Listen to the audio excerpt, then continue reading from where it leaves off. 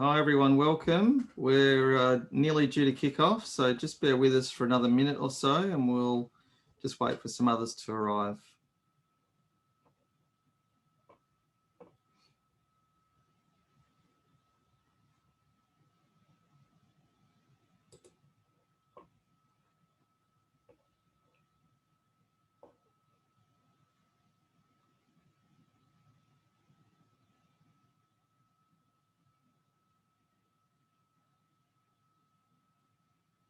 Hi there, welcome if you've just arrived. We will kick off in a minute or so. There's just some people coming in, so welcome and we'll start very shortly.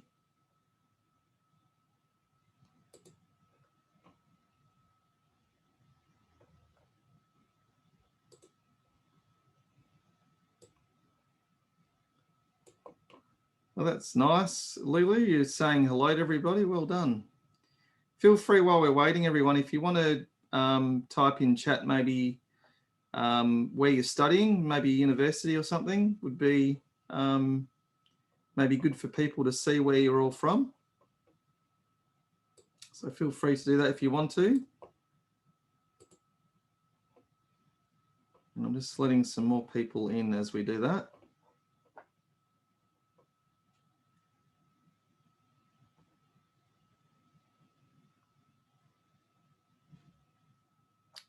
Good, we've got a V. Hello, welcome Diana from Macquarie. Sunil from VIT. Welcome aboard. And we will, I'll kick off now, but we'll also just keep an eye on, I just need to keep an eye on the people turning up in the waiting room so I can let them in. But just wanted to say a formal welcome to today's session. My name's Rowan Holland. I'm representing a company called Readygrad. We work in this space of graduate employability. I might have met you before virtually on one of these sessions we've done. I think this might be our third or fourth of these out of a series. So I really hope you've enjoyed the Study New South Wales program and you've got lots out of all of the, the providers and the interactions that you've had. So definitely worth continuing to be involved. So today, oh, there you go. Thank you everyone for writing in chat. Someone from CQU. Excellent. So welcome. Obviously, as you can see, different degree types, different universities, probably different nationality backgrounds. So yeah, great to have a real richness in the room. So keen for you all to be somewhat involved today as well, would be good. So as I said, Rowan Holland from Readygrad. Today is about how we gain work experience while studying. So I'll take you through sort of exactly what we're going to cover in the next hour, but it will be quite quick fire. An hour's not long, so we'll get through some things and have a chance for you to reflect. And importantly today is to kind of make some notes for yourself because that's hugely critical. So just as we do kick off, as I would say in every introduction, I've introduced myself, but just so you know, my background, my professional background is running graduate recruitment development programs in corporate. I'm a co-founder of the Readygrad business. So I suppose think of me as a graduate employer who's got an independent view of, what happens out there in the market and what's important to employers, because I have been one. So really hope you enjoy today and you get something out of it. Definitely very relevant for international student cohort today, and I'll explain why that is. So let's get started. As we know, this is part of the Study New South Wales initiative, so we're really proud and excited to be involved in this. And like I said, this is I think number 3 or 4 out of a series that we've delivered as part of this program, and so hopefully you're all getting a lot out of it. I've already mentioned Readygrad. We don't need to talk about much more about who we are, but just to say that we play in this space of graduate employability and everything that sort of, is in that space. So definitely if you've got a question or two, I'll be asking for input, but definitely happy to answer a couple of questions here and there as well. So what are we covering? Excuse me, we're going to be talking a little bit about your skills and characteristics. So, you know, basically what are employers interested in and why it matters to employers about what sort of skills and characteristics you can bring to any kind of job application or recruitment process. We're going to talk about particularly about how do we leverage our part-time or casual jobs. So you may have some kind of work experience, and I know there'll be a range of everything from no work experience to potentially someone who's had a career and is reskilling and everything in between. So everyone will be different, but we're going to talk about sort of what this all means and how we can use it to our advantage. Where we consider ourselves internship experts. So we run internship programs every day. So we are in this space as well. And we deal with thousands of host companies and, you know, thousands of students and placing students in meaningful internships. So we do know about the internship model and the different variations of that.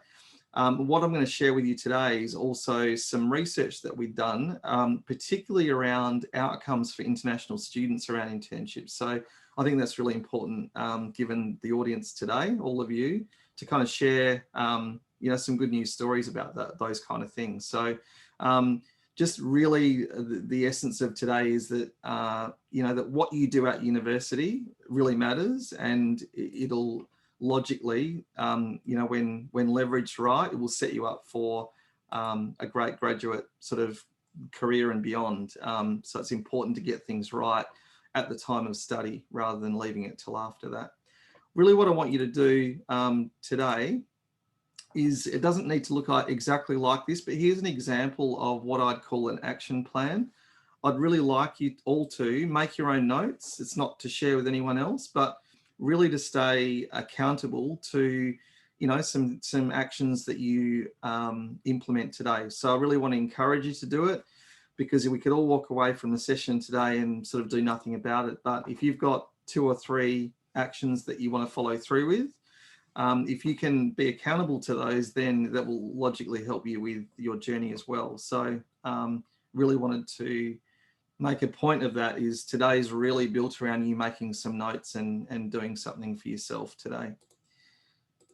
So just as we get into that, I want you to look at this. So we talk about skills and characteristics, and these are the things that employers are absolutely interested in. But just to kind of boil it down a little bit, I want you to all think just individually, just think and reflect for a minute or so. What's a skill that you have, and then what's a characteristic that you have as an individual? So a skill, something that you're really good at. So let's say, I don't know, Excel spreadsheets or you know, MyOb software or coding or something. That's what we'd consider to be a skill. So it's a hard skill that you know what to do. Then a characteristic is more a description of what you, is how you describe yourself. So more like what we talk about, these soft skills, or, you know, more attributes as such. So just have a quick, just reflect on your own, and then I'm going to ask for some feedback. So I'll just give you a minute, have a think about a skill for yourself and a characteristic.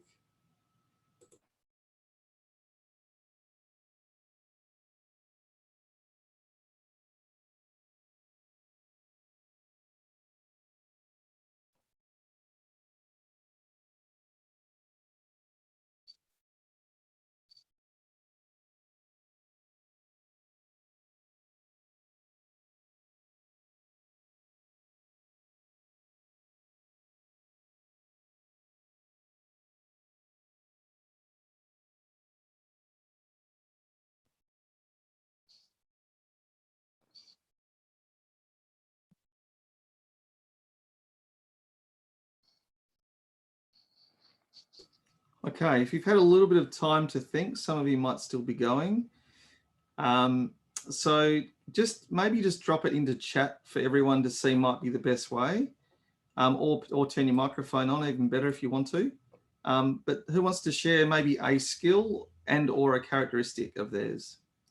So thanks, Isabel. You've got skill is research. Absolutely, that's a skill. Research skills. Yep, perfect. Well done for kicking it off. Anyone else?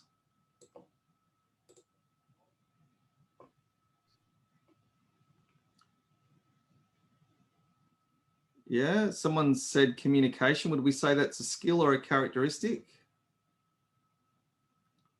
Skill self-learner. Yep, that could be a skill. Negotiation skills is a great example. Yes.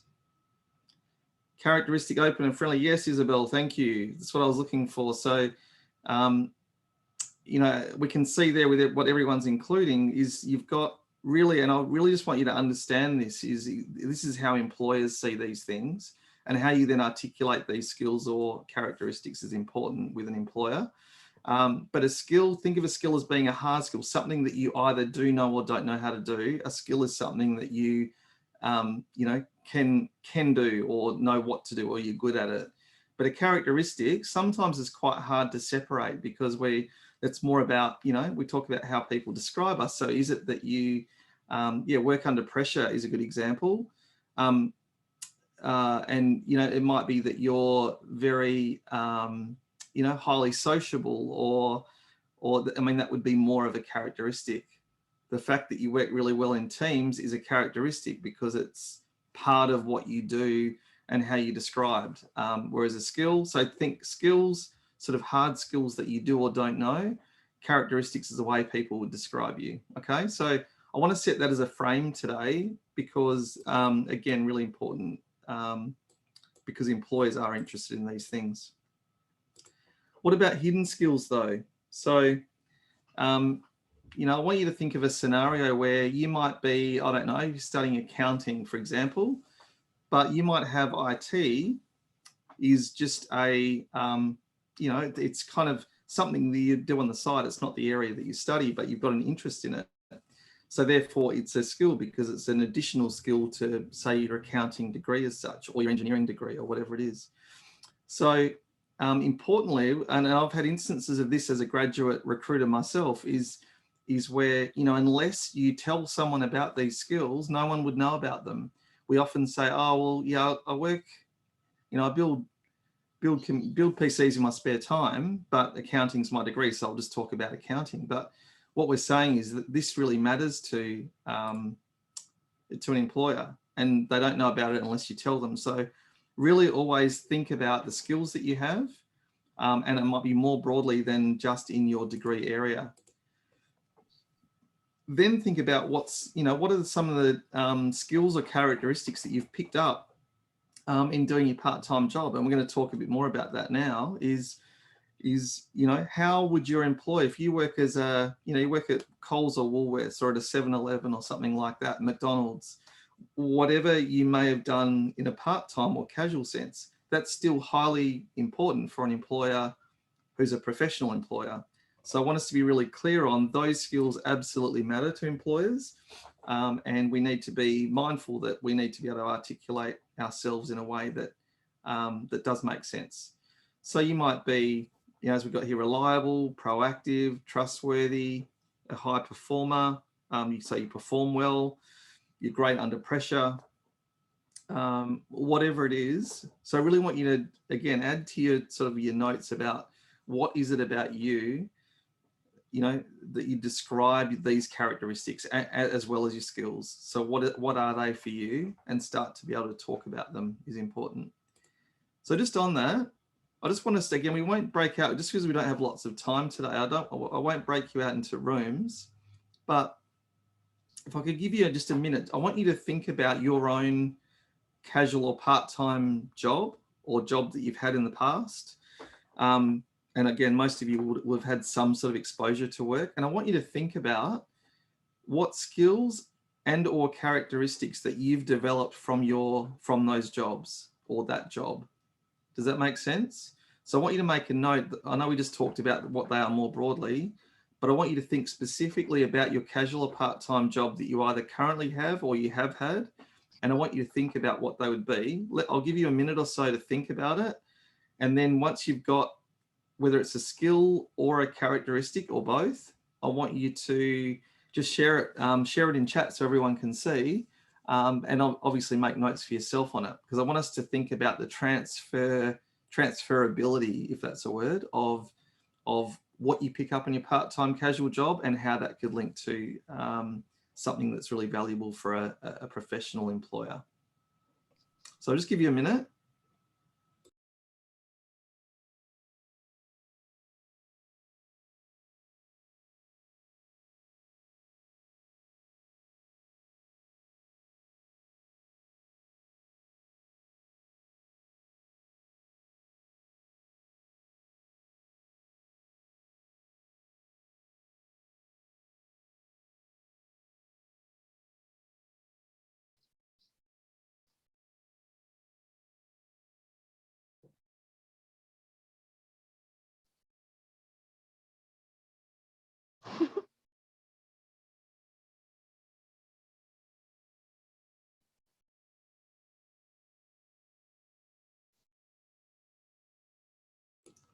Yeah, great. So I've got a couple of thoughts already, but keep thinking or keep reflecting if you're still thinking about it. But I'll just keep you updated with what's happening in chat. So yeah, great. Teaching middle school kids English communication in a way that people from different age understand me. So yeah, so your ability to teach or to coach would be a great skill.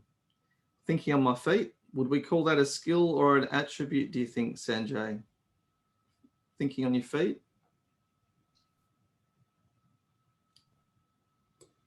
And feel free to turn your microphone on if you want to. Problem solving, adaptability, yeah, great. So again, these are some of the things that you know, unless you're forced to kind of think about them, we don't often think about. But I just want to tell you, as an ex-graduate employer and an internship-based employer, that employers absolutely, it absolutely matters to them that you've got these skills and you can talk about them in a meaningful way. So Mohammed said, skill communication, characteristic working under pressure, great, awesome. Analytical research skills, management reporting, yep, they're great skills. Politeness, interesting. So more a characteristic, yeah, from Naveen. So being polite, and again, obviously a great attribute to have. Working on registrar, develop communication skills, yep. Yeah, so as you can see from other people's views here, you've all got great skills and experiences, but what we often find, or what employers often find, is that, you know, a candidate, graduate candidate, you know, going for a graduate job or going for an internship or whatever it is that we don't tend to talk about them a lot. We don't tend to talk about these things very often. So if you can articulate these in a way that's really meaningful and shows value to an employer, then they're going to be absolutely powerful. So I just wanted to confirm that for you all in case you're wondering. But again, beyond, you know, this session, I want you to continue to think about skills and attributes as well. I'll just cover off the final one. I'll go into interpersonal communication, great. Leading teams with members older than me. So yeah, kind of cross-generational team leadership, great.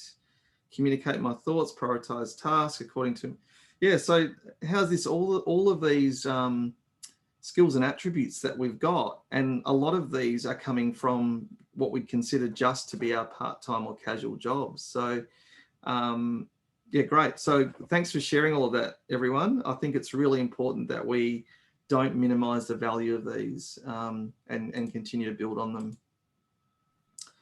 So I wanted to cover why internships? Why do companies recruit interns?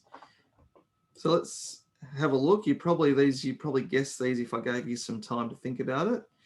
But commonly, and this is based on some employer survey data that happens year on year with employers, particularly around Australia, tend to do this a lot, is commonly the number one is talent pool for future graduates. So effectively what employers are saying is we hire interns mainly for the basis of future permanent hiring decisions. We want to give someone a chance, we want to see how they perform, and then we want to recruit them permanently. Other reasons, give a young person a go can be a reason that they would use. New ideas and energy, so to bring new fresh ideas in is obviously a big thing.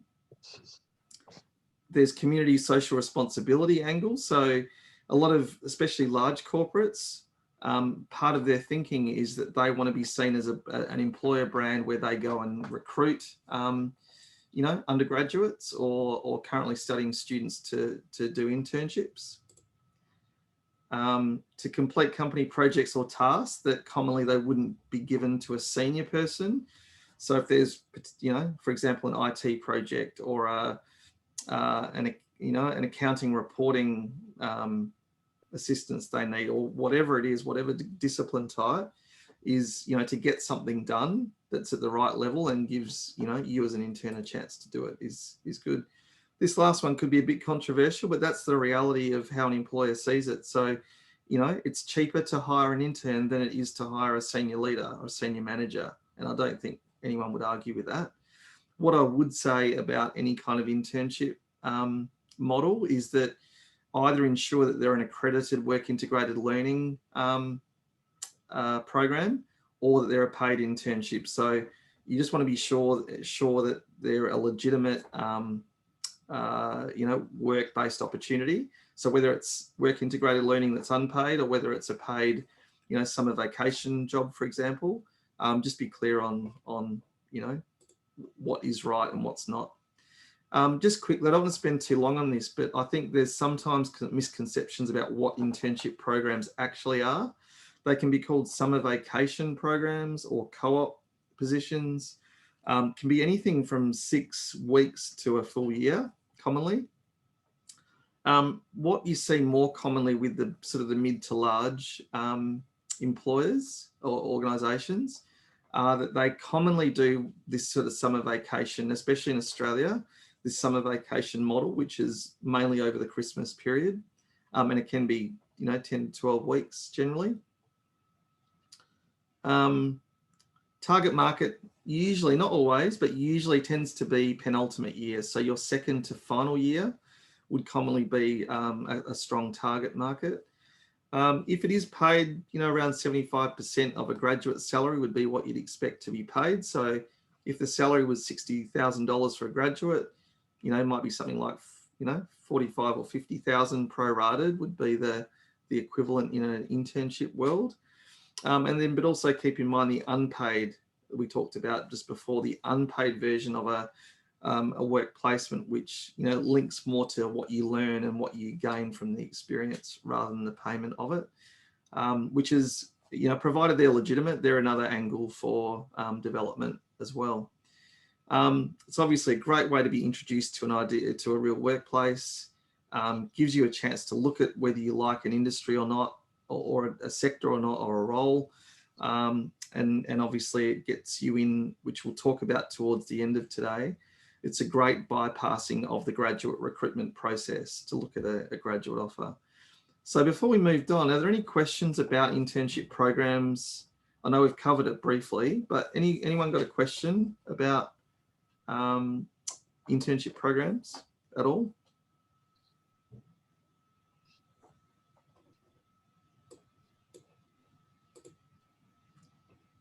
No? You're all being quite quiet. You know, turn your microphone on or drop something in chat if you want to ask a question or clarify something. So we're going to talk about how we increase our job probability. So again, this is around, I suppose, broadly anything to do with internships and then obviously graduate positions. Hang on, we've got a question, I think. What are the options for students with more than 10 years experience? Yeah, it's a good question. I mean, you'd still be eligible on the basis of you having, you know, and it sounds like you might have changed career pathway or something like that. Excuse me, you would still have opportunity within an internship, providing you're using your current degree to get that opportunity, if that makes sense. So if you've been an engineer for 10 years and worked in that space, then and all of a sudden you're studying business, then you could look at business internships, for example. Look, your experience may be considered, but it wouldn't make you ineligible. And there are some internship programs that require such experience and knowledge of that field. However, as an undergraduate does not have those experience, we can still apply. Yeah, correct. So I would agree with that. So yes, so I wouldn't let it stop you just because you have experience. It wouldn't make you ineligible for that. I think just look at the basis of the the program or the job. I want just to share with you how do we increase our probability. So this is what I'd call the traditional model of what most students would go and do. We look at large companies, known brand names, city-based location, as in CBD. It's got a certain job title, a certain salary level, all of those things. So I want you to look at this with a lens of whether it's internship or graduate positions, broadly a professional, something in your professional area. Someone's just written, please recommend some job websites for students. I'm assuming you mean job boards, yeah? So Grad Connection, I'd say, would be by far the biggest, most successful one in Australia. That would be my opinion, or has been. There's also Prosple is another one, Prosple. I can write this down here for you. So Grad Connection and Prosple. But also don't discount your own university careers-based sites like Career Hub, for example, which is the job board-based interaction that you'd have at your university campus commonly, or something similar to that. So they would be two of the external ones that are quite well known, if that helps. But then I want to talk to you about what then, if we're going to be strategic about this, and I know, basically all of us, if not most of us, are international students on this call today. We work commonly with international students, and we know that there's barriers with your visas and things that, a bunch of employers won't consider you. So just on the basis of you not having a right to work in Australia, and I'm sure that's a common frustration. But we know that there are SMEs that do take, and some large, but commonly SMEs are more likely to take international students and have that as less of a barrier, is your work rights. So just in Australia, not SMEs, small to medium organisations, make up 97% of the amount of companies in Australia. So that's a lot. That's a big portion, small to medium. Is the name of the company what we're most, interested in? Would we consider suburban and regional? There's more opportunities in suburban and regional locations. It's a great opportunity to get in the door. It might give you better opportunity once you're in. And you may need to be slightly more flexible on dollars, on salary or payment. But again, obviously Australia has a very very rigorous safety net around, minimum salaries and things like that. So, I think to be flexible on salary and payment would be what we'd say. It's not about working for, next to nothing if it is a paid role. So I suppose just be aware of that. So the important thing here is to do what everyone else is not doing. And I would say for a lot of us, the right-hand side here will absolutely increase your chances of because there's so much noise around this market with domestic students and things. So if the more flexible you are with location, with job type, with company name, all of that, it basically will increase your chances of work. So who on the call here would like to work for one of those companies? Maybe either stick your hand up or say yes, or yeah, do we agree that those brands would be quite attractive? Yes. Yes, defo, yeah, of course. So I, right through from when I was a little kid, I always wanted to work for Nike. I thought that would be the most amazing, place to work ever. But are they necessarily, or is it just the name that we identify with? So of course, these we assume would be attractive employers. But then if I showed you these, has anyone seen these, heard of these, or know what they do? Logically, we'd say by Hudson Homes, we know that they're a construction or building company. Yes. So what I'm saying is these are smaller type companies. Planet Innovation, I'm pretty sure that is something to do with hardware for phones. but don't know much more than that about them. And looking at that brand, I wouldn't have even known what they do. Yeah, so the idea is we know all of these left-hand side ones, and we might just assume that's where we want to work. But then I wanted to show you this. So again, this is Australian-based organisation, well, Australian parts of these organisations. But within Australia, look at this, number one for the Business Review Weekly Fast Starters, and this is from a year or so ago, so it's not this year, but I mean, just to give you an idea, number one for most innovative employer, and they've only got 90 employees. And then one of the best places to work, number one, 80 employees for UM, we don't even know what they do. So the idea of showing you this is to kind of think outside the box, just be really, think very broadly and think strategically about what you want to do and how you go about applying for jobs and for work. I don't mean for all of you to go and apply for UM or for Hudson today, but it's just a way of showing you that maybe it's the things we don't think of are potentially more valuable.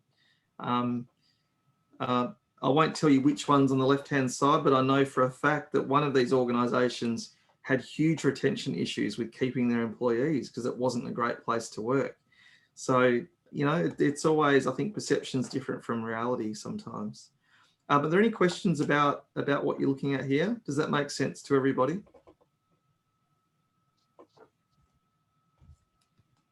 All good? Great. So again, really just want to encourage you all to kind of think more broadly than maybe you think. Go deeper, go more broad, and don't always go down the well-trodden path that everyone else does. Okay, so the AAG, I wanted to share this because I think this is really important, is the Australian Association of Graduate Employers. It makes up, the reason I use this data is it makes up a really, broad range of small, medium and large organisations. It includes the Big Four, for example, but it also includes smaller companies at the other end of the spectrum. And every year these employers provide survey data on how they're, recruiting graduates and interns, what they're doing, how they go about it, what processes they use, all of that. So that becomes then a great collection of information. But in an internship angle only, 67% of these employers that submit data, and there'll be company names that commonly you would know, 67, so we're talking 2/3 of them actually have a structured internship or vacation program. So it is an industry all on its own. It really is, there's a lot of opportunities and a lot of cross-functional, cross-sector opportunities in the world of internships and vacation roles. 1/3 of the companies, this is the important thing here, and we'll come back to this in a little while, is 1/3 of them recruit more than 50% of their graduates from their internship or vacation programs.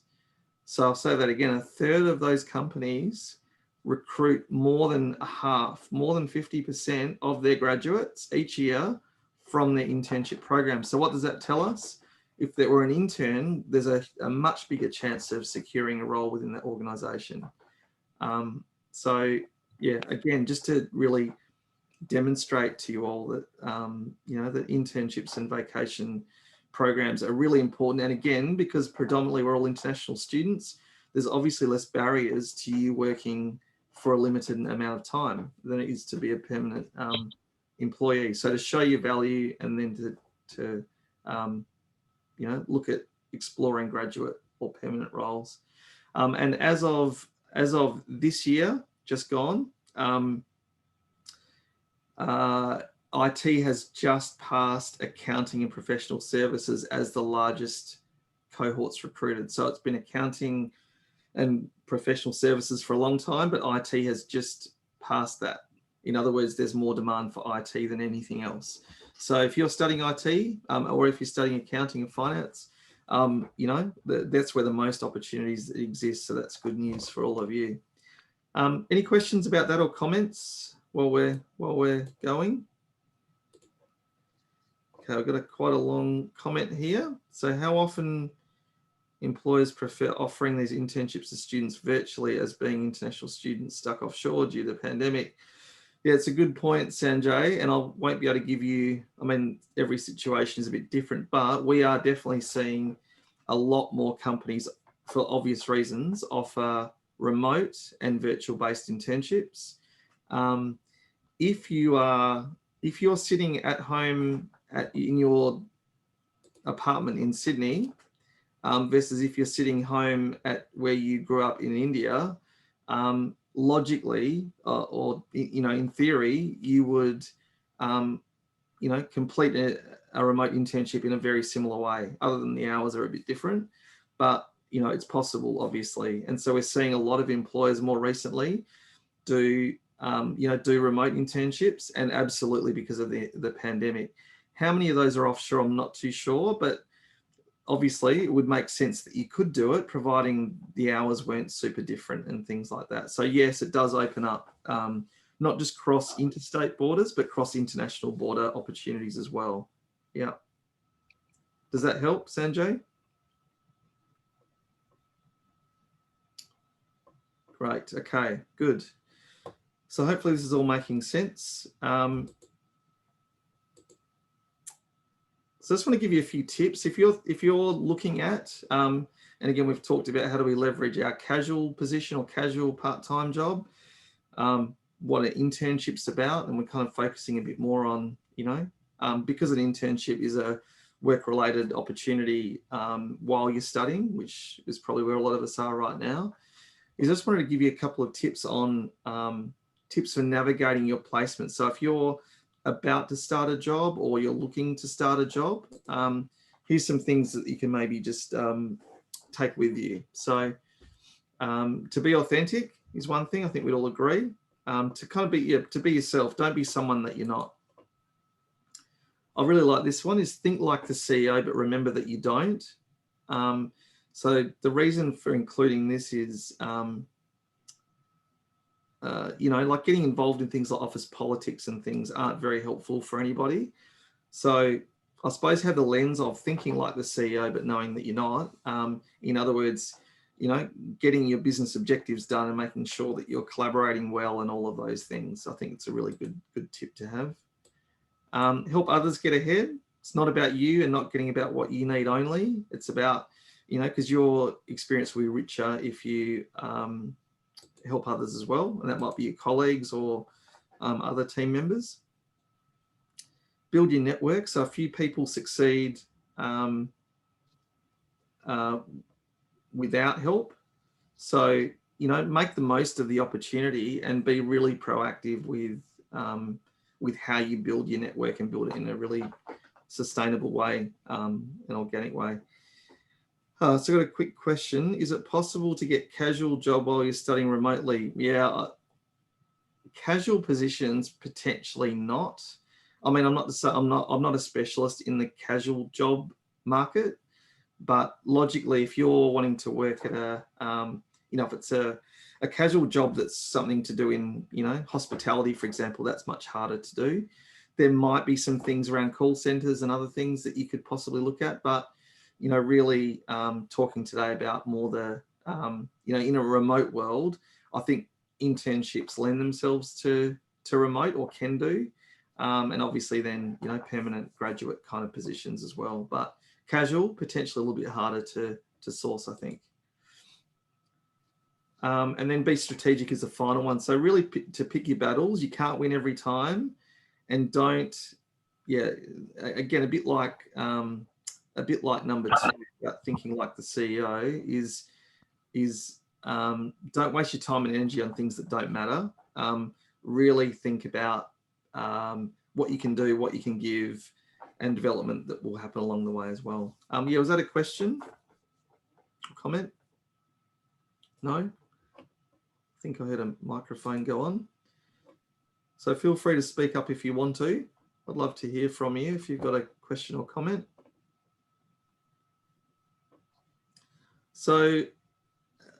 based on all of these, hopefully they're just some tips that make sense. I want you to, just on your own, so they're the same things that we just saw. I want you to just on your own, and I'll leave this on screen for a couple of minutes. I want you to really honestly plot yourself where you think you lie on this scale. So between 1 being poor and 10 being excellent, how would you rate your level of being authentic? Would it be 1? Would it be 10? Would it be somewhere?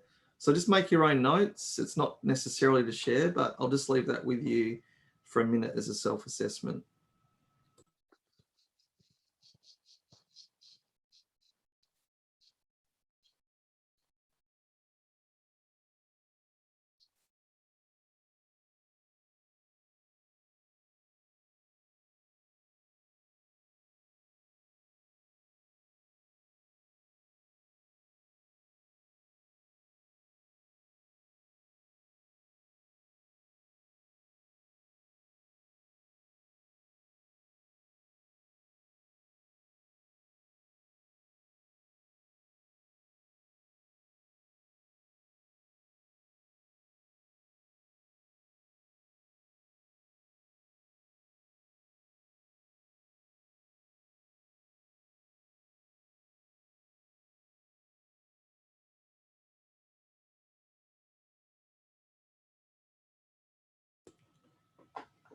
Does anyone want to share what they had for any of those? Maybe a surprise for yourself now that you've thought about it.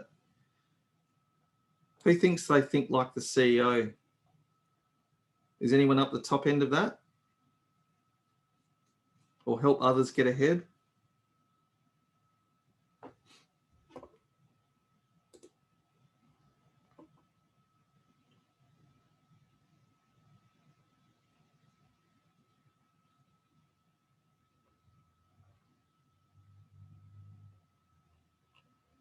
No, so hopefully if you've made notes yourself, you might not want to share it.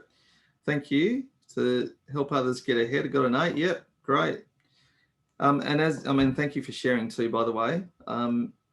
So I think we would agree that an 8 of helping others get ahead, if that's a skill that you have, then great. That's obviously something that you can really take to the workplace and make a difference. And it will always be positive. It'll always be received well. Be strategic is an 8. Thank you. So being strategic, you think that's where you sit more highly. Is anyone happy to disclose that they feel like they're at the lower end on anything? Oh, we've got a 9, building networks. Well done. Does anyone feel like they have got an area of development that they would share, are happy to share?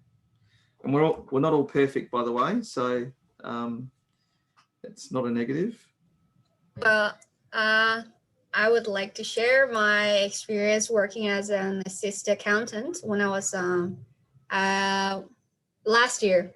So yep. Being authentic, I think I was new to the company and too young to know anything well. So wasn't very authentic, but I tried to do my job well and think like the CEO.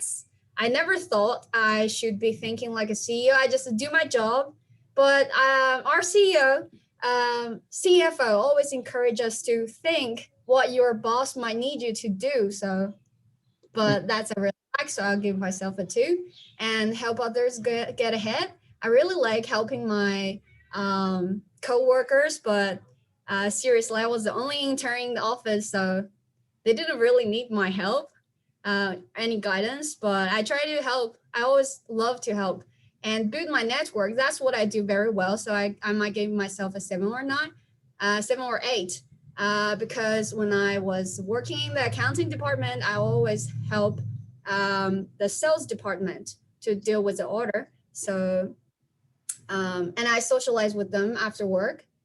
So that's the only thing I did better than the rest. And be strategic.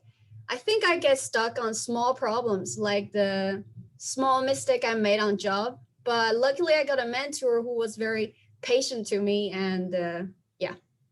Okay, great. Thanks, Dinah, and thank you so much for sharing all that. That's I was starting to get a bit nervous that no one wanted to talk to me, so thank you.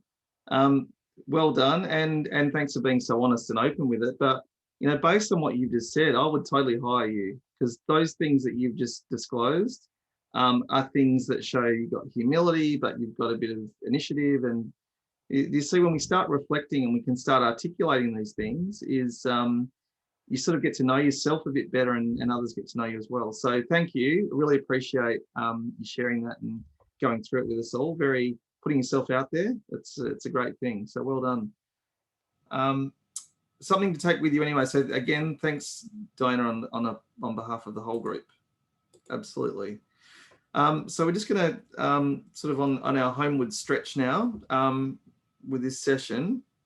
I just wanted to cover really quickly. I talked about how an internship can really be, and again, for all of you being, predominantly international students, we've seen it firsthand. We know that if you do manage to get an internship, the chances of permanent graduate employment go way up, just because you build relationships, you work for a longer period of time with an employer, they get to know you better, and therefore are more likely to look at sponsorship and things like that. So I just really wanted to, whether you're domestic or international, either way, this internship process can really help you out. So we all know what a normal recruitment process looks like. It's about, potentially a couple of hours total maximum of contact time with you.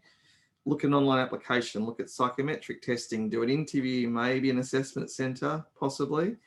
But you know what, as speaking from a recruiter point of view, very hard to differentiate, especially graduates, because it's quite hard to stand out in the crowd in such a short amount of time.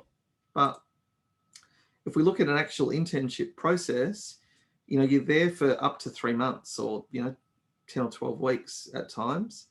You get to interact. You get, as Dinah said, you get to go out with your team on a Friday night. You have team meetings with people. You do other things that mean that they're not just getting to know your work, they're getting to know you as a person, and then the relational kind of component really kicks in. Again, as a recruiter, I would say there's nothing better than a 10 or 12 week interview process. And that's effectively what an internship is. It gives an employer a really great look at, not just how you turn up to work every day, but the work you get done, how you interact, the value that you bring, the ideas that you bring, all of those things. So I wanted to really challenge you all, or encourage you all to, if you haven't thought about an internship or something similar to that professional work experience, is do everything you can to explore that, because it can be a great bypass for you into a permanent job. And just finally how to prepare, before I share some quite interesting information with you to kind of round off, is what we talk to and place thousands of students every year, so we kind of know what we're doing in this space. So understanding an organisation, the structure and location and what they do and where they're based and all of those things, that's a huge thing to understand. Build your professional business etiquette skills. So what are you doing about your own self-development? We talk about personal brand a lot. So how your first impressions, how you present yourself, dress and communication and non-verbal and all of those things. So really think about your broader business etiquette. Be ready, have a planned attack on your transport of how you're going to get to and from and all of those things. And just really focus on making a good impression. Turn up early, be at meetings on time, deliver, work based on deadline, ask questions, show initiative, all of those things really important. So hopefully there's some things for you to, kind of take away with you. And just while we're going, if you've got that action plan that we talked about before, just maybe make yourself a couple of notes. What are you going to do between now and when you maybe secure a placement or look at exploring, your next job? Is what are you going to do? So how are you going to go about whether it's sourcing or preparing preparing for the workplace? Just really think about what actions you put in place for yourself. Okay. So I'll just give you maybe just a couple of seconds just to make some notes if you want to on your action plan. Again, it sounds a bit like homework, but it's really valuable that you you know, if something's really stuck out to you today, then make a note of it and make yourself accountable to kind of build your skills around it, because I guarantee that employers do see the value, and they see where people have done some work. So really important that you consider that. Okay, and again, continue with your action plan even beyond the session today. I wanted to share this. So this is now from almost a couple of years ago, but really, really valuable research that we did with a whole bunch of host companies, or employers, as host companies we call them, but effectively employers that hire interns. And I think something like 98% of these are international students. So that's what we're talking about here. Not domestic students, not locally, not born and bred in Australia, going through a normal recruitment process. This is just international students predominantly, with employers and based around internships. So what we did is went out to these employers and said, what's important to you? What value do you see in hiring an international student and giving them an internship? So I just wanted to share this with you. And while it's slightly, I wouldn't say it's out of date, but it's a couple of years old, just for full disclosure, I think the themes here are really relevant. So interestingly, 94% of the host companies, and this is hundreds and hundreds of host companies, by the way, of host companies said that their experience of hosting an international students was good, very good, or outstanding. So almost all of them had a positive experience in some way, which is great. And we also asked them, what are the key reasons that they provide, like we talked about before. Why do employers employ? It's about kickstarting a career, engaging with graduate talent, the graduate talent pipeline we talked about before, and then getting project work done. So very much in line with what we saw before, based on reasons why companies take interns. And again, so for internships here, so I wanted to show you this because, again, this is just really a snapshot of the data that we got. But this is prior, on the left-hand side, prior to an internship, 30% of the host companies rated their interns' employability as good or very good. So that's not too bad. So basically a third of students as a collective that were placed, the host company said that their employability skills were good or very good. However, 41% rated their employability of interns. So this is the intern side, not the host company side, rated their employability as good or very good. So what we're saying is students are rating their own employability skills higher than what the employers were. But following an internship, look at this. This is where it really makes sense. So you can see here, so following an internship, 87% of host companies rated their interns. So from 30% to 87%, that's a huge jump. So just the ability to build skills within an internship placement was a huge bridge, like it was a huge uptick. And then on the bottom one, so 82%, so it's kind of doubled for interns, but nearly tripled for host companies. So I think that's really good to know as well, right? We'd all be quite pleasantly surprised with that data. I think it's and again, keeping in mind international student heavy demographic here. So good for you all to know, and good to know that it actually does mean something, that there are outcomes and there's things happening. So the takeaways of that entire research is that internships create employment outcomes. In other words, conversion from internships to graduates happens.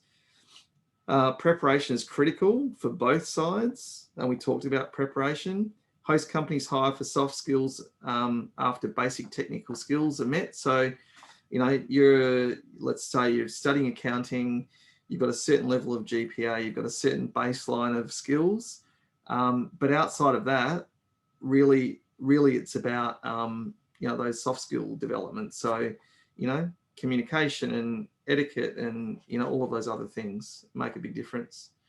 Enthusiasm, work ethic, and a willingness to learn goes a long way. and as we said, SMEs hire international students. So that whole idea of the big corporate end of town versus, more small to medium enterprise is I'd really encourage you not to not do one or the other, but to really, if you haven't explored the small to medium enterprise market, then really explore that, because that's honestly where a lot of these host companies are from, is that market. So I just wanted to kind of finish on giving you a chance to update. I'll leave that on screen. And again, that's just an example of how an action plan might look for you. But happy to take any questions or comments before we wrap up shortly.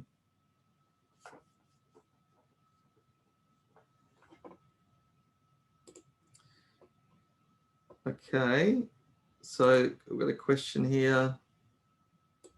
When do application processes for internships usually begin? Quite hard to say, Isabel. It's not, look, if we're talking about summer vacation, the traditional summer vacation program, so the summer internships, historically they've been like an August, September kind of time in your penultimate year commonly. And again, not always that year, but yeah, August, September is commonly around about the time applications are live.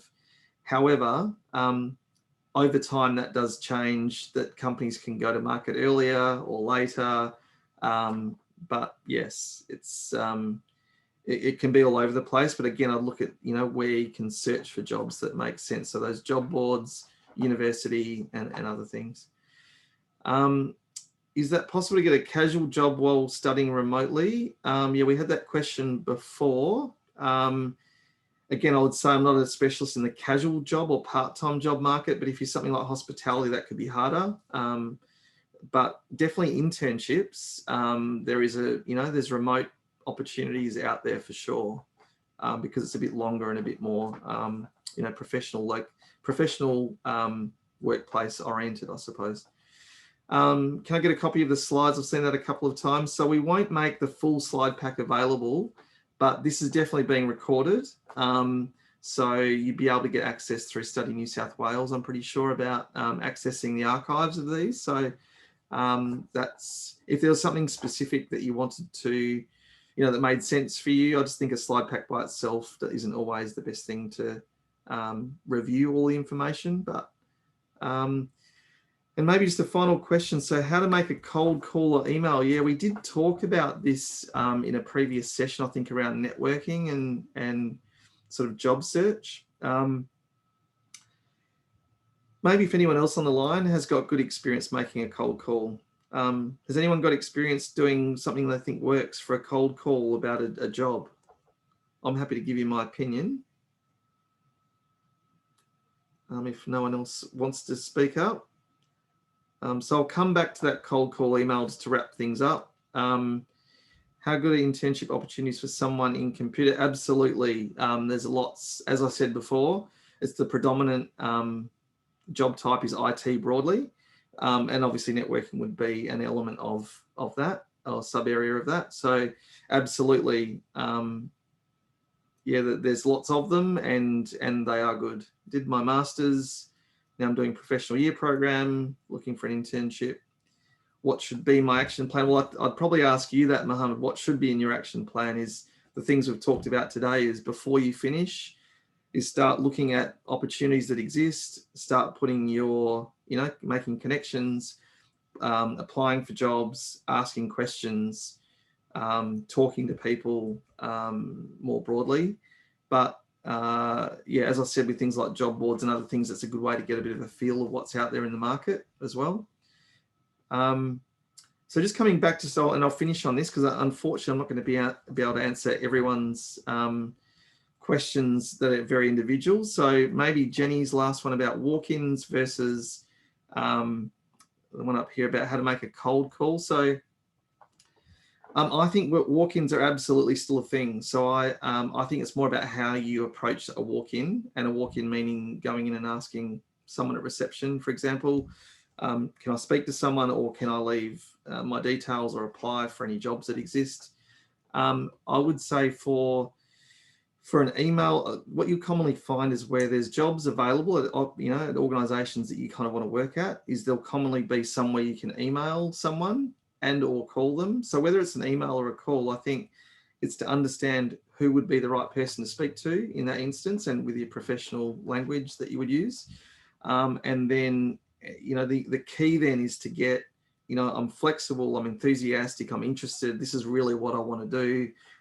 This is kind of my availability, and send obviously a CV or some kind of application with it, would absolutely be something that you could do. So proactive, direct contact, whether that's cold calling, emailing, or walk-ins, I would absolutely say that you should explore those options. And I commonly tell, you know, real true life stories, like which I hear of things happening, like a student who has got a family that are based out in regional New South Wales, and before they went back for their summer holiday to go home, they rang the local council, said, I'm coming home for this time to this time, I want to work in this area. And the next thing you know, that they've been offered an internship over the summer in their hometown, because they were prepared to kind of be proactive with their search. So whatever that means for you, I know a lot of us are internationals that don't have those connections. But, you know, look at small to medium companies, look at your casual part-time employer. Are they someone that could offer you something that's more structured? Just things like that. So unfortunately, we do need to leave it there. And I know there's lots of individual questions that are quite hard to address in a group, but I'm hoping that we've at least started that conversation today. Again, I really encourage you to just think about what you're going to do. What's your approach? How will I do it? When will I do it? So really just to make sure that you've got actions that exist for you. But I just wanted to say, and I'll just leave that on screen before we end, but just wanted to say thank you everyone for turning up today. Again, this was recorded, so for archiving within the Study New South Wales program. Really happy to be involved in it. Hopefully you learnt something today and took something away with you, but just wanted to wish you all the very, very best with your job search, and yeah, hope you succeed in what you want to do with your work. So thanks very much.